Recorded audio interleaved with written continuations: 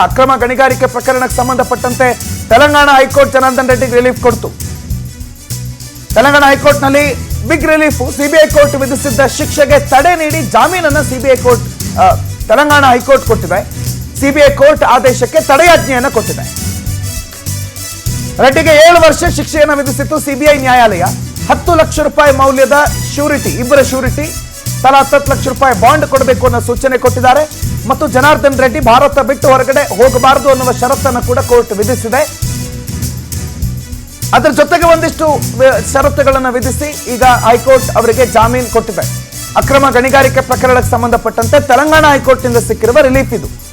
CBI ಕೋರ್ಟ್ನಿಂದ 7 ವರ್ಷಗಳ ಶಿಕ್ಷೆ ಏನವರಿಗೆ CBI ಕೋರ್ಟ್ನ ಆದೇಶ ಆಗಿತ್ತು, ಆ ಶಿಕ್ಷೆಗೆ ರಿಲೀಫ್ ಕೋರಿ ಅವರು ತೆಲಂಗಾಣ ಹೈಕೋರ್ಟ್ನ ಮೊರೆ ಹೋಗಿದ್ರು. ತೆಲಂಗಾಣ ಹೈಕೋರ್ಟ್ನಲ್ಲಿ ಸದ್ಯಕ್ಕೆ ಆ ಶಿಕ್ಷೆ ಮೇಲೆ ಸ್ಟೇ ಕೊಟ್ಟಿದ್ದಾರೆ, ತಡೆ ಕೊಟ್ಟು ಜಾಮೀನನ್ನು ಕೊಟ್ಟಿದ್ದಾರೆ. ಒಂದಿಷ್ಟು ಷರತ್ತುಗಳ ಜೊತೆಗೆ 10 ಲಕ್ಷ ರೂಪಾಯಿ ಮೌಲ್ಯದ 2 ಶ್ಯೂರಿಟಿ ಮತ್ತು ಜನಾರ್ದನ್ ರೆಡ್ಡಿ ದೇಶ ಬಿಟ್ಟು ಹೋಗಬಾರ್ದು, ಹಾಗಾಗಿ ಅವರ ಪಾಸ್ಪೋರ್ಟ್ ಅನ್ನು ವಶಕ್ಕೆ ಪಡೆಯುವಂತೆ ಸೂಚನೆ ಕೊಟ್ಟಿದ್ದಾರೆ.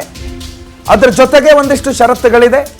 ಏನಾದರೂ ಹೊರಗಡೆ ಹೋಗೋದಿದ್ರೆ ತಿಳಿಸಿ ಹೋಗಬೇಕು, ಯಾವತ್ತು ವಿಚಾರಣೆ ಕರೀತಾರೋ ಅವತ್ತಿನ ದಿನ ವಿಚಾರಣೆಗೆ ಹಾಜರಾಗಬೇಕು ಅನ್ನುವ ಹಲವು ಷರತ್ತುಗಳ ಜೊತೆಗೆ ಜನಾರ್ದನ್ ರೆಡ್ಡಿ ಅವರಿಗೆ ಒಂದು ಮೈನರ್ ರಿಲೀಫ್ ಸಿಕ್ಕಿದೆ. ಬಟ್ ರಿಲೀಸ್ ಬಗ್ಗೆ ಸದ್ಯಕ್ಕಿಲ್ಲ.